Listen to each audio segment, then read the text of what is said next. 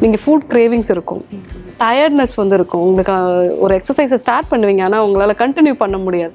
அந்த மாதிரி சுச்சுவேஷனில் கண்டிப்பாக டீடாக்சிஃபிகேஷன் ஃபஸ்ட்டு வந்து எடுத்துக்கணும். சாப்பிட்ட உடனே பார்த்தீங்கன்னா வயிறு உப்புசமாகும், அதே மாதிரி நிறைய கேஸ் ஃபார்ம் ஆகும் அவங்களுக்கு. ஸோ அந்த மாதிரி ஃபார்ம் ஆகுது அப்படின்னாலே அவங்க கட் பாக்டீரியாஸ் வந்து இம்பேலன்ஸ்டாக இருக்குது. இன்னைக்கு காலகட்டத்தில் பார்த்தீங்கன்னா நிறைய ஆட்டோ இம்யூன் டிசார்டர்ஸ் வருது. இதுக்கு என்ன காரணம்னே தெரியல. இடியோபதிக்னு ஒரு சிம்பிளான வேர்ட் சொல்லிடுவாங்க, ஆனால் இதுக்கு மெயின் ரீசன்.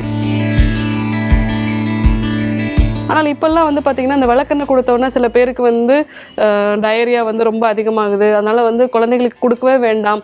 சில சமயங்களில் வந்து பிளட்டி டயரியா மாதிரி இருக்குது, அதனால் கொடுக்கவே வேண்டாம்னு சொல்லுவாங்க. பட் நம்ம விளக்கெண்ணையை தப்பாக சூஸ் பண்ணுறோம். ஸோ உடல் எடை அப்படிங்கிறது அதிகரிக்கிறதுங்கிறது ஒரு நோய் கிடையாது, அது ஒரு சிம்டம். அதை நீங்கள் கவனிக்காமல் விடும் பொழுது தான்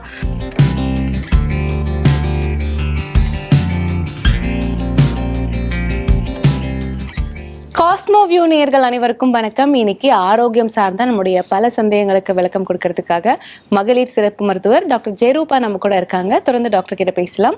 வணக்கம் டாக்டர். வணக்கம் சரண்யா, எப்படி இருக்கீங்க? நல்லா இருக்கேன், நீங்க எப்படி இருக்கீங்க? நான் ரொம்ப நல்லா இருக்கேன் டாக்டர். தொடர்ந்து நம்ம வந்து ஆரோக்கியம் சார்ந்த பல விஷயங்கள் பத்தி டிஸ்கஸ் பண்ணிட்டு இருக்கோம். ஸோ அதுல இன்னைக்கு வந்து ரொம்ப முக்கியமான ஒரு விஷயமா பாக்குறது வந்து பாடி டீடாக்ஸ் அப்படின்னு சொல்லக்கூடிய விஷயம். இன்னைக்கு நிறைய பேருக்கு அதை பத்தி தெரிஞ்சிருக்கு அப்படின்னே நம்ம சொல்லலாம். ஸோ இந்த டீடாக்ஸ் அப்படின்றது என்ன, இது யாருக்கு தேவைப்படும் டாக்டர்? ஸோ டீடாக்ஸ் அப்படிங்கிற விஷயம் இப்போ நிறைய ஃபேமஸ் ஆகிட்டு இருக்கு. நம்ம உடம்புல ஆல்ரெடி சில கழிவு நீக்க பகுதிகளில் இருக்குது, அதே மாதிரி அந்த செயல்பாடும் நடந்துக்கிட்டே தான் இருக்குது. அதை கொஞ்சம் நம்ம வந்து சப்போர்ட் பண்ணக்கூடிய ஒரு செயல்முறைகள் தான் இந்த டீடாக்ஸ். ஸோ இந்த டீடாக்ஸ் அப்படிங்கிறது வந்து 3 months ஒன்ஸ்க்கு எடுத்துக்கலாம், டெய்லியும் கூட வந்து எடுத்துக்கலாம். ஸோ இந்த மாதிரி நிறைய டைப்ஸ் வந்து இருக்குது. பட் யூஸ்வலாகவே நம்ம பாடியில் அன்றாடம் அந்த கழிவு நீக்க விஷயங்கள்லாம் நடந்துட்டு தான் இருக்குது. ஆனாலும் எப்படி நம்ம வீட்டில் வந்து ஒரு சிங்க் அடைச்சிக்கிறதோ அதே மாதிரி தான் நம்ம உடம்புலையும் நம்ம நல்லா பசி வந்து தான் சாப்பிட்ணும், அதே மாதிரி தூக்கம் வந்தால் தூங்கணும், நம்ம உணர்வுகளை அதிகமாக வந்து கட்டுப்படுத்தக்கூடாது, வேகங்கள், அதாவது நம்ம அந்த தும்மல், இருமல், இந்த மாதிரி விஷயங்கள் எல்லாமே வந்து நம்ம வேகங்களை கட்டுப்படுத்தக்கூடாது, சிறுநீர் அடக்கக்கூடாது, மலத்தை அடக்கக்கூடாது. ஸோ அதே மாதிரி நம்மளுடைய சுவாசம் வந்து ஆரோக்கியமாக இருக்கணும், நம்ம காற்றும் வந்து சுத்தமாக இருக்கணும். இதெல்லாம் இருந்தது அப்படின்னா நம்ம உடம்பே வந்து டீடாக்ஸ் பண்ணிக்கும். ஆனால் இது எல்லாம் நமக்கு இப்போ நடக்கிறது இல்லை. நம்ம கரெக்டான நேரத்தில் சாப்பிட்றதில்ல, நம்ம சாப்பிட்ற ஃபுட்டில் நிறைய ப்ரிசர்வேட்டிவ்ஸ் இருக்குது. ஸோ இதெல்லாம் நம்ம எடுத்துக்கிறதுனால நம்ம பாடிக்கு ஒரு சப்போர்ட் தேவைப்படுது. அந்த சப்போர்ட்டிவ் மெக்கானிசம் தான் நம்ம வந்து இந்த டீடாக்சிஃபிகேஷன் ஜூஸஸாக கொடுக்கறது, பேதிக்கு மருந்து எடுத்துக்கிறது. இது எல்லாமே வந்து நம்ம உடம்புக்கு தேவையான ஒரு விஷயம். யாருக்கெல்லாம் தேவைப்படும் அப்படின்னு பார்த்தோன்னா, அன்எக்ஸ்பிளைன்டாக ஒரு டயர்ட்னஸ் இருக்கும். ஸோ இன்றைக்கி ஃபுல்லாக நான் வேலை பார்த்தேன், நான் புதுசாக இன்றைக்கி வேலை பார்த்தேன்னா நாளைக்கு நான் டயர்டாக இருக்கிறது நார்மல். அப்படி இல்லாமல் நான் ரெகுலராக பார்க்குற ஒர்க் தான், ரெகுலராக சாப்பிட்ற சாப்பாடு தான், ஆனாலும் எனக்கு வந்து ஒரு டயர்ட்னஸ் இருக்குது, சாப்பிட்ட உடனே வந்து எனக்கு ஒரு டயர்ட்னஸ் வந்து வருது. இந்த மாதிரி இருந்ததுன்னா கண்டிப்பாக டீடாக்ஸ் பண்ணிக்கணும். சிலருக்கு வந்து ஸ்கின் அலர்ஜி இருக்கும், தோலில் வந்து பார்த்திங்கன்னா அலர்ஜி உண்டாகிறது, திடீர்னு வந்து காலையில் எழுந்த உடனே தும்மல் இருந்துகிட்டே இருக்கும் அவங்களுக்கு. ஸோ இந்த மாதிரி இருக்குது அப்படின்னா பாடியில் வந்து இம்யூன் ரெஸ்பான்ஸ் வந்து ஹைப்பர் சென்சிட்டிவாக இருக்குன்னு அர்த்தம். அவங்களுக்கு டீடாக்ஸ் வேணும். அன்எக்ஸ்பிளைன்டாக வெயிட் இன்க்ரீஸ் ஆகிட்டே இருக்குது. சில பேர் வந்து டயட் இருப்பாங்க, ஈவன் எக்ஸசைஸ் பண்ணுவாங்க, ஆனாலும் வெயிட் லாஸே பண்ண முடியல அப்படின்னு சொன்னால் அவங்களுக்கும் வந்து நம்ம டீடாக்ஸ் வந்து சொல்லணும். அதே மாதிரி சிலருக்கு இர்ரெகுலர் பீரியட்ஸு, ஹார்மோனல் இம்பேலன்ஸு இதெல்லாம் இருக்குது அப்படின்னா அவங்களுக்கு நம்ம டீடாக்ஸ் விஷயத்த வந்து சொல்லணும். இன்னொரு முக்கியமான விஷயம், ஒரு ப்ளோட்டட்னஸ் இருக்கும், சாப்பிட்ட உடனே பார்த்திங்கன்னா வயிறு உப்புசமாகும், அதே மாதிரி நிறைய கேஸ் ஃபார்ம் ஆகும் அவங்களுக்கு. ஸோ அந்த மாதிரி ஃபார்ம் ஆகுது அப்படின்னாலே அவங்க கட் பாக்டீரியாஸ் வந்து இம்பேலன்ஸ்டாக இருக்குது. கண்டிப்பாக அவங்களுக்கு வந்து டீடாக்ஸ் தேவை. ஃபெமிலியில் யாருக்காவது புற்றுநோய் இருக்குது, வீட்டில் அம்மாவுக்கோ இல்லை வந்து அத்தைக்கோ சொந்தத்தில் யாரோ ஒருத்தருக்கு வந்து புற்றுநோய் இருக்குது, டயபெட்டிஸ் இருக்குது, ஹைப்பர் டென்ஷன் இருக்குது அப்படின்னா நாமளும் ரெகுலராக இந்த டீடாக்சிஃபிகேஷன் மெத்தட்ஸை வந்து ஃபாலோ பண்ண வேண்டியது அவசியம். ஸோ டீடாக்சிஃபிகேஷன் அப்படிங்கிறது சித்தர்கள் சொல்லியிருக்கிறது ஒவ்வொரு 3 மாதத்துக்கு ஒரு முறை எல்லாருமே எடுத்துக்கணும். ஆனால் மற்ற நபர்கள் யாரெல்லாம் கண்டிப்பாக எடுக்கணும் அப்படின்னு சொன்னால் இந்த நபர்கள் எல்லாம். ஸோ கண்டிப்பாக டீடாக்சிஃபிகேஷன் எடுக்கணும். நம்ம தொடர்ந்து வந்து டீடாக்ஸ் பற்றி கேள்விப்படுறோம், சோஷியல் மீடியாவில் நம்ம பார்த்துட்டு இருக்கோம் இல்லையா? இந்த டீடாக்ஸ் அப்படின்றது என்ன, அது எப்படி பண்ணுறாங்க டாக்டர்? டீடாக்ஸ் அப்படின்னா இப்போ நம்ம வந்து குடலை சுத்தம் பண்ணக்கூடிய மெத்தட் தான் ஃபஸ்ட்டு. அடுத்து கல்லீரலை சுத்தம் பண்ணக்கூடிய மெத்தட், கர்ப்பப்பையை சுத்தம் பண்ணக்கூடிய மெத்தட், அதே மாதிரி ரத்தத்தை சுத்தி பண்ணக்கூடிய மெத்தட். ஸோ இது எல்லாமே வந்து ஒவ்வொரு நபருக்கு நபர் வந்து மாறுபடும். ஆனால் எல்லாருமே பண்ண வேண்டியது அப்படின்னு பார்த்தீங்கன்னா குடல் சுத்தம் தான். ஹிப்போக்ராட்டிஸே வந்து சொல்லியிருக்காரு, எல்லா நோய்களுக்கும் பிறப்பிடமே வந்து நம்மளுடைய வயிறு தான். சித்தர்கள் சொல்றதெல்லாம் நம்ம வந்து அவ்வளோ தூரம் எடுத்துக்க மாட்டோம். ஆனால் ஹிப்போக்ராட்டிஸும் வந்து சொல்லியிருக்காரு. பட் சித்தர்கள் வந்து என்ன சொல்லியிருப்பாங்கன்னா, ஒரு மனுஷன் நோய் இல்லாமல் வாழணும் அப்படின்னா ஒவ்வொரு 4 மாசத்துக்கு ஒரு முறையும் டீடாக்சிஃபிகேஷன் வேதிக்கு மருந்து எடுத்துக்கணும். ஸோ எல்லா நோய்க்கும் ஆரம்பத்தில் டீடாக்சிஃபிகேஷன் தான் கொடுப்பாங்க.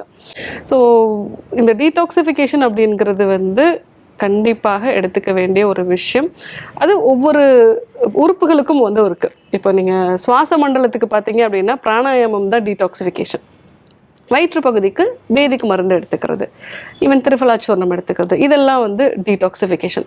ரத்தத்தை சுத்தி பண்ணணும் அப்படின்னா வியர்வை மூலமாக சுத்தி பண்ண முடியும். வேம்பு நல்ல ஒரு சுத்தி பண்ண முடியும். அதே மாதிரி அருகம்புல், இதெல்லாம் வந்து ரத்தத்தை சுத்தி பண்ணக்கூடியது. கர்ப்பப்பையை சுத்தி பண்ணக்கூடியது அப்படின்னு பார்த்தீங்கன்னா இந்த ஆற்றுத்தும்மட்டி, மலைவேம்பு, கல்யாண முருங்கை, இதெல்லாம் வந்து கர்ப்பப்பையை வந்து சுத்தம் பண்ணக்கூடியது. ஸோ இந்த மாதிரி அந்த டீடாக்சிஃபிகேஷன் அப்படிங்கிறது உறுப்புகளை பொறுத்தும் மாறுபடும். ஜென்ரலாகவே குடலை சுத்தம் பண்ணுறது தான் வந்து நம்ம முதல் விஷயமா சொல்லுவோம். ஓகே. ஸோ இப்போ டீடாக்ஸ் பற்றி நம்ம பேசும்போது நீங்கள் சொன்னீங்க ஒரு ஒரு உறுப்புகளுக்கும் ஒரு ஒரு டீடாக்ஸ் இருக்கு அப்படின்னு. அண்ட் நிறைய மருத்துவ முறைகள்லேயே இப்போ வந்து மருந்துகள் எடுக்கிறதுக்கு முன்னாடி ஒரு தடவை டீடாக்ஸ் பண்ணிட்டு எடுத்தா நல்லா இருக்கும் அப்படின்னு சொல்லுவாங்க. அதுக்கான காரணம் என்ன? யூஸ்வலாகவே நம்ம குடல் பகுதியில் ஒரு லேயர், லாஸ்ட் லேயர் என்ன இருக்கும் அப்படின்னா full and full bacterias, fungus, இந்த மாதிரியான அந்த நுண்ணுயிரிகள் தான் வந்து ஒரு பெட்டு மாதிரி இருக்கும். ஸோ இந்த நுண்ணுயிரிகள் வந்து என்ன ஆகும் அப்படின்னா நம்மளுடைய மூளையோட தொடர்ந்து இது கனெக்ஷனில் வந்து இருந்துகிட்டே இருக்கும். இப்போ நீங்கள் பரோட்டா சாப்பிட வேணாம்னு நினைக்கிறீங்க, ஆனாலும் ஒரு கிரேவிங் வந்து உங்களுக்கு உருவாகுது. ஸோ இந்த கிரேவிங் எதனால் உருவாகுது அப்படின்னா உங்களுடைய குடலில் இருக்கக்கூடிய பாக்டீரியங்கள் தொடர்ந்து நீங்கள் இந்த உணவுகளை சாப்பிட்டதுனால அதுக்கே பழக்கப்பட்டுருச்சு. ஸோ அந்த மாதிரியான உயிரினங்கள் மட்டும்தான் நம்மளோட குடலில் அதிகமாக இருக்கும். ஸோ அது வந்து நம்ம பிரெயினை கண்ட்ரோல் பண்ணும். ஸோ அந்த மாதிரி கண்ட்ரோல் பண்ணும் பொழுது நீங்கள் ரெசிஸ்ட் பண்ண முடியாமல் அந்த ஃபுட்டை போய் சாப்பிடுவீங்க. ஃபுட் கிரேவிங்ஸ்ன்னு நம்ம சொல்லலாம். ஸோ இந்த மாதிரி இருக்கும் பொழுது இந்த உணவு முறைகள் தான் உங்களுக்கு நோயை உருவாக்குது. அப்போ ஒரு நோயை வந்து நீங்கள் சரி செய்யணும் அப்படின்போது முதல்ல இந்த ஃபர்ஸ்ட் லேயரை வந்து நம்ம எலிமினேட் பண்ணிடும். ஸோ எலிமினேட் பண்ணுறது அப்படின்னா ஒரு நாள் நம்ம பேதிக்கு மருந்து கொடுத்துருவோம். ஸோ அந்த மாதிரி கொடுக்கும்போது அந்த மேலே இருக்கக்கூடிய லேயர் வந்து ஓரளவுக்கு போயிடும். அன்றைக்கு நம்ம மோர் எடுத்துக்க சொல்லுவோம். அந்த மோர் அப்படிங்கிறது நம்ம வீட்டில் நம்மளுடைய என்விரான்மெண்ட்டுக்கு ஏற்ற மாதிரி இருக்கக்கூடிய அந்த பாக்டீரியாஸ், லாக்டோபேசிலஸ் வந்து அதில் இருக்கும். ஸோ அந்த மோரை எடுத்துக்கும் போது ஒரு ஹெல்த்தியான காலனைசேஷன் வந்து அங்கே ஃபார்ம் ஆகும். ஸோ அப்போது நீங்கள் கொடுக்கக்கூடிய மருந்துகளும் உங்களுக்கு நல்லா செயல்படும். இன்னும் சொல்லப்போனால் வாத சம்பந்தமான எல்லா நோய்களுக்குமே முதல் மருத்துவமாக பேதி மருத்துவத்தை வந்து சொல்லியிருப்பாங்க. இன்னும் இந்த ரொமட்டாய்டு மாதிரி இன்னைக்கு காலகட்டத்தில் பார்த்தீங்கன்னா நிறைய ஆட்டோ இம்யூன் டிசார்டர்ஸ் வருது. இதுக்கு என்ன காரணம்னே தெரியல. இடியோபதிக்னு ஒரு சிம்பிளான வேர்ட் சொல்லிடுவாங்க. ஆனால் இதுக்கு மெயின் ரீசன் லீக்கி கட்னு சொல்கிறது. என்னன்னா இந்த கட் பாக்டீரியாஸ் பேலன்ஸ்டாக இல்லாமல் உள்ளே வந்து பார்த்தீங்கன்னா அந்த அன்டைஜஸ்டட் ஃபுட் மெட்டீரியல்ஸ் வந்து உள்ளே போக ஆரம்பிக்கிறதுனால நம்ம பாடியோட இம்யூன் மெக்கானிசம் கான்ஸ்டண்ட்டாக ட்ரிகர் ஆகிட்டு இருக்கும்.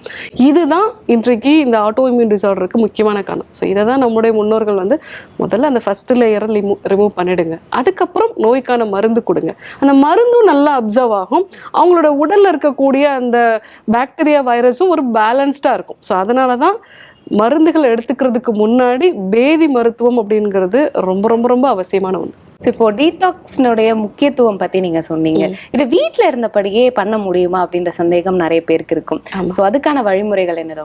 வீட்டில இருந்தே பண்ண முடியும். ஸோ இந்த டீடாக்சிஃபிகேஷனில் 2 மெத்தட்ஸ் இருக்குது. ஒரு 3 மாதத்துக்கு ஒரு முறை பண்ணக்கூடியது, டெய்லி பண்ணக்கூடிய மெத்தட்ஸ் வந்து இருக்குது. அதே மாதிரி வந்து மந்த்லி ஒன்ஸ் பண்ணக்கூடிய மெத்தட்ஸும் வந்து இருக்குது. வீட்டில் இருந்தபடியே நம்ம பண்ணணும் அப்படின்னா நம்ம விளக்கெண்ணெய், நம்ம எல்லாருக்குமே தெரிஞ்ச ஒன்று தான். ஸோ விளக்கெண்ணெய் வந்து ஒரு 2 டீஸ்பூன் அளவுக்கு விளக்கெண்ணெய், ஆனால் உள்ளுக்கு சாப்பிடக்கூடிய விளக்கெண்ணெய். ஏன்னா இப்போ எல்லாருமே வந்து விளக்கெண்ணெய் சாப்பிடணும் அப்படிங்கிற ஒரு வழக்கம் வந்து எங்கள் பாட்டி கொடுத்தாங்க, எங்கள் தாத்தா வந்து சொல்லுவாங்க இதை பற்றி, இப்படிலாம் சொல்லுவாங்க. ஆனால் இப்போல்லாம் வந்து பார்த்திங்கன்னா இந்த விளக்கெண்ணெய் கொடுத்தோன்னா சில பேருக்கு வந்து டயரியா வந்து ரொம்ப அதிகமாகுது, அதனால் வந்து குழந்தைங்களுக்கு கொடுக்கவே வேண்டாம். சில சமயங்களில் வந்து பிளட்டி டயரியா மாதிரி இருக்குது, அதனால் கொடுக்கவே வேண்டாம்னு சொல்லுவாங்க. பட் நம்ம விளக்கெண்ணெயை தப்பாக சூஸ் பண்ணுறோம். ஸோ அந்த விளக்கெண்ணெய் வந்து எப்படி இருக்கணும் அப்படின்னா அது நல்லா செக்கில் ஆட்டுற எண்ணெய் மாதிரி இருக்கக்கூடாது. அது வந்து வடிச்செடுக்கக்கூடிய எண்ணெய்னு சொல்லுவாங்க. அதாவது அந்த ஆமணக்கு விதைகளை வந்து நல்லா இடிச்சிட்டு தண்ணியில் சேர்த்து காய்ச்சுவாங்க. காய்ச்சும் பொழுது மேலே எண்ணெய் மிதக்கும். அந்த மிதக்கக்கூடிய எண்ணெயை மட்டும் தனியாக வந்து எடுப்பாங்க. அந்த எண்ணெயை வந்து தனியாக காய்ச்சி அதில் இருக்கக்கூடிய நீர் எல்லாத்தையும் வந்து வெளியேற்றி பியூராக அந்த விளக்கெண்ணெய் இருக்கும். அந்த விளக்கெண்ணெயை மீண்டும் இளநீரில் வச்சு காய்ச்சுவாங்க. இளநீர் வந்து ஒரு 500 ml வந்து விளக்கெண்ணெய் இருக்குது அப்படின்னா ஒரு 500 ml வந்து இளநீர் சேர்த்து வந்து அதை நல்லா காய்ச்சி அந்த இளநீர் ஃபுல்லாக வந்து அதில் வெளியேறிடும். அந்த இளநீரோட அந்த சத்துக்கள் வந்து இதில் வந்துடும். அதே மாதிரி நீராகாரம், அதே மாதிரி கற்றாழைச்சாறு, இந்த மாதிரி வந்து பண்ணுவாங்க. ஸோ அந்த மாதிரி பண்ணக்கூடிய விளக்கெண்ணெயில் ஒரு 2 டீஸ்பூன் காலையில் வெறும் வயிற்றுல குடிச்சிட்டு நம்ம அதுக்கப்புறமா வெதுப்பாக வெந்நீர் வந்து ஒரு 2 டம்ளர் குடிக்கலாம். அந்த மாதிரி குடிச்சிங்கன்னா உங்களுக்கு வயிறில் எந்த சங்கடமும் இல்லாமல் உங்களுக்கு மோஷன் வந்து ஃப்ரீயாக வந்து போகும். இது வந்து நம்ம ரெகுலராக பண்ணக்கூடிய விஷயம். அன்றைக்கு நீங்கள் மோர் நிறையா எடுத்துக்கணும். அதே மாதிரி அதிக புளிப்பு இல்லாத சீரகம் தக்காளி மட்டும் சேர்த்த ரசம் வந்து எடுத்துக்கிறது நல்லது. ஸோ இது ரெகுலராக பண்ணக்கூடிய விஷயம். ஜூஸஸ் மாதிரி டீடாக்சிஃபிகேஷன் அப்படிங்கிறது வந்து டெய்லி எடுத்துக்கக்கூடிய விஷயம்.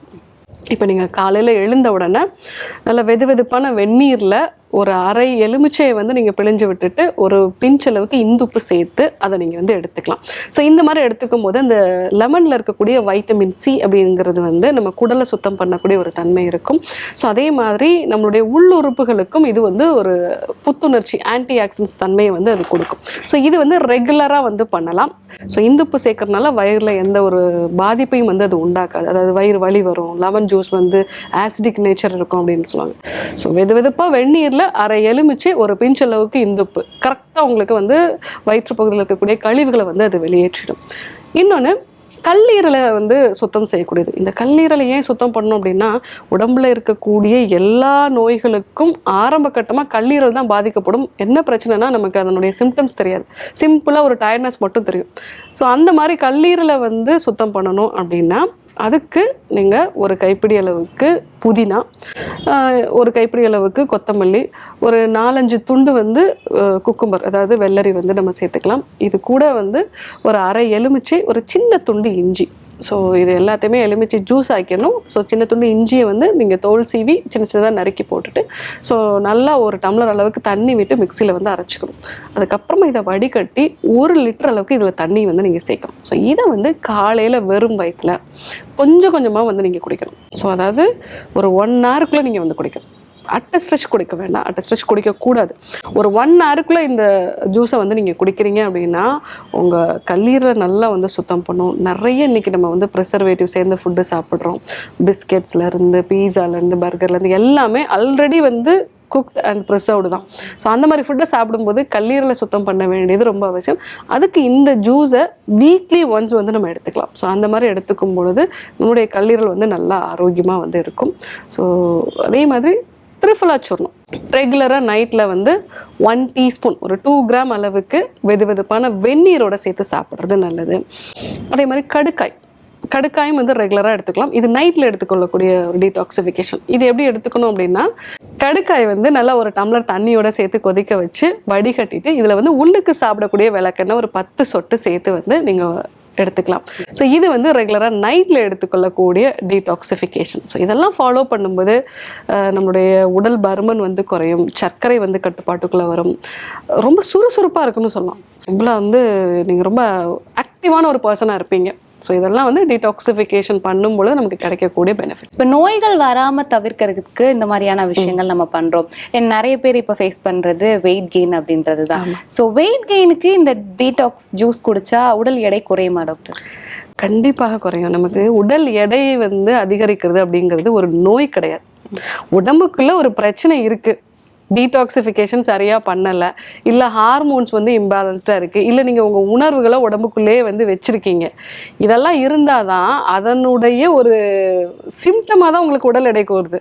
ஸோ உடல் எடை அப்படிங்கிறது அதிகரிக்கிறதுங்கிறது ஒரு நோய் கிடையாது, அது ஒரு சிம்டம். அதை நீங்கள் கவனிக்காமல் விடும் பொழுது தான் அது உங்களுடைய கோபம் அதிகரித்த ஒரு நிலையாக இருந்தால் பிபியாக வரலாம், ஹார்ட் அட்டாக்காக வரலாம், இல்லை உங்களுடைய கில்ட்டி கான்சியஸ் மனதுக்குள்ளே வந்து சாட்டிஸ்ஃபேக்ஷன் இல்லைன்னா அது வந்து டயபெட்டிஸாக வரலாம்.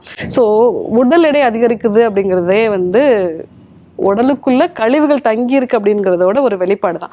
ஸோ அந்த மாதிரியான சமயங்களில் கண்டிப்பாக முதல்ல பேதிக்கு எடுத்துக்க வேண்டியது அவசியம். ஏன்னா நீங்கள் ஃபுட் கிரேவிங்ஸ் இருக்கும், டயர்ட்னஸ் வந்து இருக்கும் உங்களுக்கு.